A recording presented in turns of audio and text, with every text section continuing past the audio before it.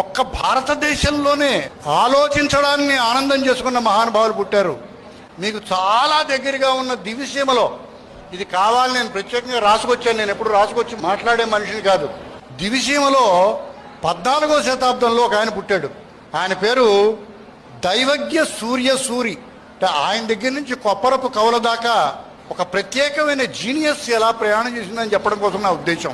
14వ శతాబ్దంలో దైవజ్ఞ సూర్యసూరిట శ్రీ రామకృష్ణ విలోమ కావ్యం అని రాశాడు ఆయన. తం భూసుత ముక్తి ముదారహాసం వందే యదో భవ్యభవం దయాశ్రీ శ్రీ యాదవం భవ్యభతోయ దేవం సంహారదా ముక్తిముత సుభూతం. శ్లోకాన్ని ముందు మొదటి అక్షరం దగ్గర చివరి అక్షరం దాకా చదివినా, చివరక్షరం దగ్గర ముందక్షరం దాకా చదివినా ఒకటే.